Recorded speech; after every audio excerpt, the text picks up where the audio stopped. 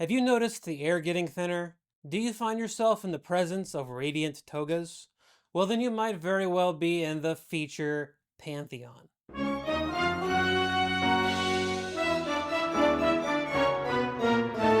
From this point forward, my name is Hunter Lanier, and I am here yet again, once again, with the very exciting second episode of Feature Pantheon, the review series where I cast aside the derivative dreck of modernity and review the movies that I believe are the very greatest ever made. On this episode, I will be discussing Charlie Chaplin's 1928 classic, The Circus, the last of his movies to be released during the silent era. And when I say Charlie Chaplin's The Circus, possessive, this isn't like saying Lee Daniels' The Butler, if anyone remembers that toe stub in cinema's march through time. I say this because, as with most of his movies, Charlie Chaplin acts as director, star, writer, editor, producer, and composer. Film buffs probably already know this, but for those of you who don't, or those of you who are early in your film buffitude, it's important to know that Charlie Chaplin wasn't just some silent movie clown.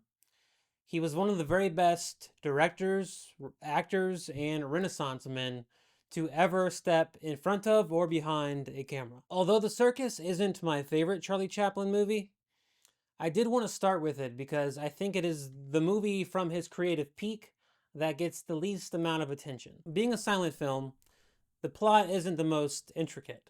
One of my favorite things about the silent era, actually. It's the usual falling up story of the tramp. This time, the tramp, trying to escape from the police, runs straight into a circus tent and inadvertently makes the circus act way better. Seeing the reaction from the crowd, the ringmaster of the circus gets big dollar signs in his eyes and hires the tramp to come on as a carnie. While traveling with the circus, the little tramp falls in love with the ringmaster's daughter, who is herself in love with the tall, dark, and handsome tightrope walker, resulting in an uneven love triangle, an isosceles love triangle, if you will, in that two of the points are a little closer than the other.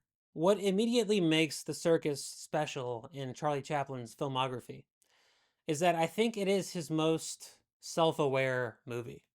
Although The Great Dictator might have something to say about that, but for totally different reasons. The way in which the tramp stumbles into the circus acts and unintentionally improves them, not by turning them into new acts, but by building upon them, by innovating them. Routines are, in fact, by their very nature, routine. All of this is a perfect analogy for Chaplin himself, who took those old-fashioned circus acts, the vaudeville acts, the music hall acts, and built upon them and innovated on them. Not just by subverting the routines but in clever ways, which he did, but by adding pathos to the slapstick and by leveraging all of the new tools and technology afforded by filmmaking. You see this in the film when Chaplin is, or I should say the tramp, when the tramp is fantasizing about beating up the tightrope walker for flirting with his crush, the daughter. And Chaplin's fantasy comes out of his body, roughs up the tightrope walker, and then steps back into his body. So at one point, there were two Chaplins on the screen at the same time. You see it in the visual effects in the two big set pieces of the movie, which is when the tramp gets trapped in the lion cage, and when the tramp is doing the tightrope walk sequence, not realizing that the safety harness has fallen off and is dancing around and bouncing the baton off of the rope. Like the fantasy sequence, both of these big set pieces utilized this analog masking technique where they would slide in a little metal piece between the camera and the film, which would block off part of the frame. So they would shoot one part of the scene, and then they would move the piece over, rewind the film, and then shoot the other piece, so that when you played it together, it looked like there were two Chaplins. Or it looked like Chaplin was on a tightrope and there wasn't a safety area underneath him. It was just the really long drop. This is all to say that as much as Chaplin was steeped in tradition, he was also a trailblazer. And it's important to remember that those two things are not mutually exclusive. In fact, I would go so far as to say that the greatest iconoclasts do not hate the past. They don't destroy the past. They love the past. They study it. They know it better than anyone. And that allows and inspires them to add to it, to build on it, and like I said before, to subvert it in clever ways. I also love the circus because it's the perfect setting for the tramp. Not only because the circus itself exists in that lineage of Chaplin's comedy, but because the circus historically has been the place for weirdo outcasts. It's the place where people run to when they don't fit in. An idea that the movie turns inside out in a really endearing way at the end when the daughter runs away from the circus to the tramp. Speaking of endearing, that is a very important part of Chaplin's filmography and the circus that I want to touch on real quick. Among the silent film comedians, there are the big three. There's Chaplin, there's Buster Keaton, and there's Harold Lloyd. As with all enduring artists, every generation tends to pick their favorite.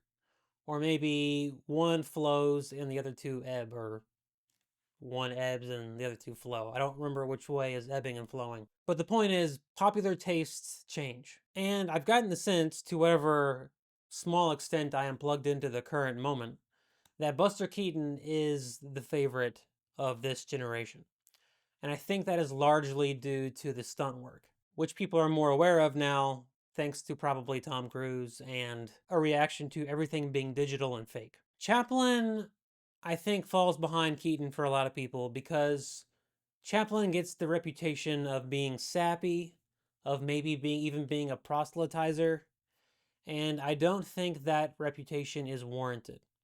And I'm as sensitive as anyone to heavily sentimental moralizing in films. I actually think Chaplin uses emotion and sentimentality in an extremely deft way by using it sparingly, by using it organically, and by both contrasting it and Trojan horsing it with comedy. For an example of Trojan horsing it, there's a scene where the tramp is just making himself coffee. The way he's huddled over his little dinky coffee pot and his little dinky campfire, scooping the sugar out of his breast pocket, is both sad and funny. It's not sad then funny, it's not funny then sad. It's funny and sad at the same time. For an example of the contrast I was talking about, there's a scene where the tramp witnesses the ringmaster abusing his daughter. A very serious moment. And then when the ringmaster turns to greet the tramp recoils, thinking he's about to get hit too.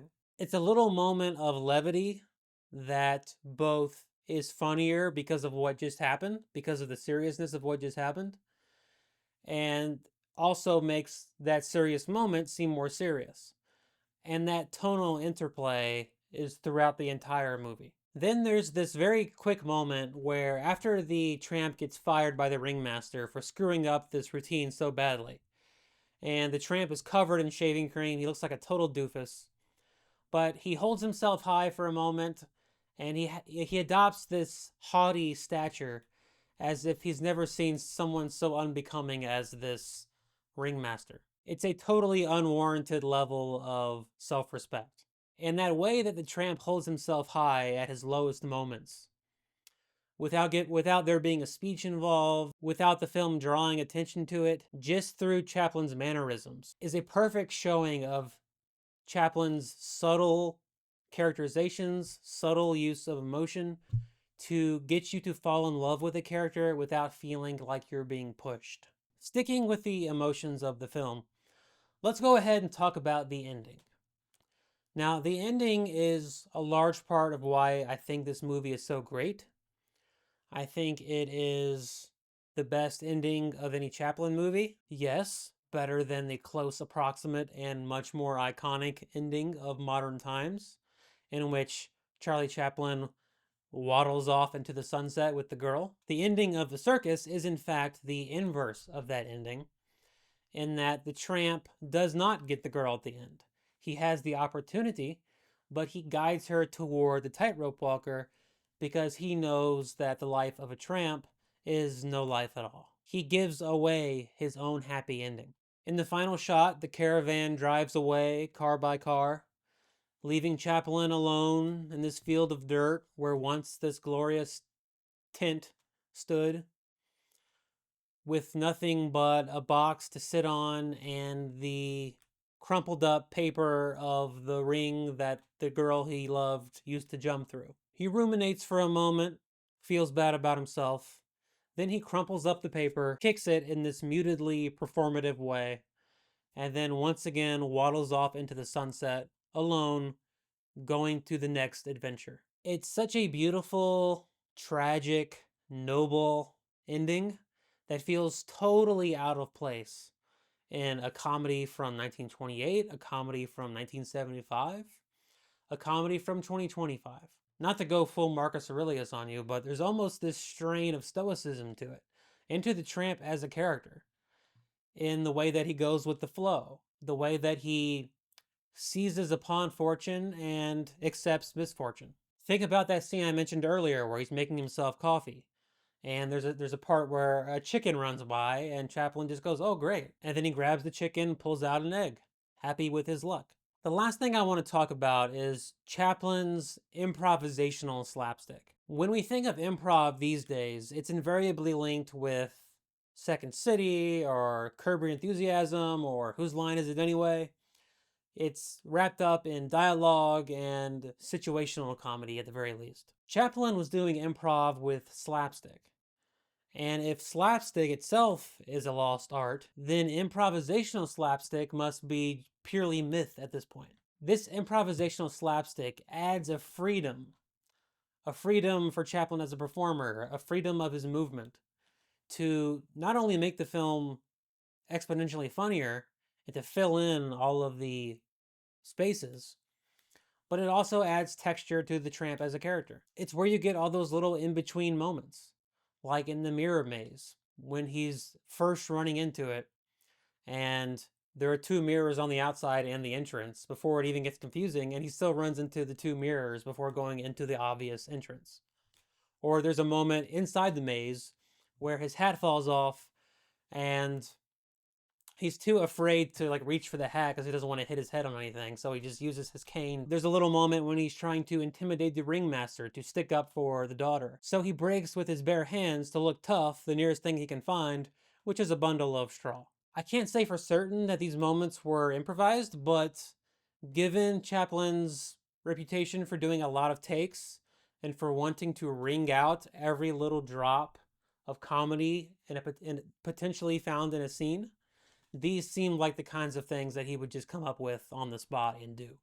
Now, I couldn't find a natural way to weave these into the review, but I did want to mention that the Circus does have some of my very favorite gags of Chaplin's. There's the moment at the very beginning when the Tramp is so hungry that he's eating out of the child's hand while the father isn't paying attention. Again, funny and sad. The scene where the Tramp is screwing up the magician's act and too many animals are coming out of the hat too often. When he pushes that unconscious guy's body over by the tent so he can step on it and look through the hole. When he's so happy after hearing the fortune teller's prediction that he just goes around pushing and harassing everyone. But my favorite moment in the circus, and one of my favorite Charlie Chaplin moments ever, is when one of the circus bosses tells him, he points at the fishbowl and says, "Clean it," which the Tramp interprets as taking out each individual fish and scrubbing them down like a whiskey glass. Well, those are all my thoughts on the circus. Now is the time for you to let me know your thoughts on my thoughts. Next up for this channel, I will be seeing Materialists on June 9th, and I will be seeing F1 on June 10th. That means I have to drive into the city twice, 2 days in a row. I'm not sure which of those reviews I will have out first, but look forward to one of them, maybe both.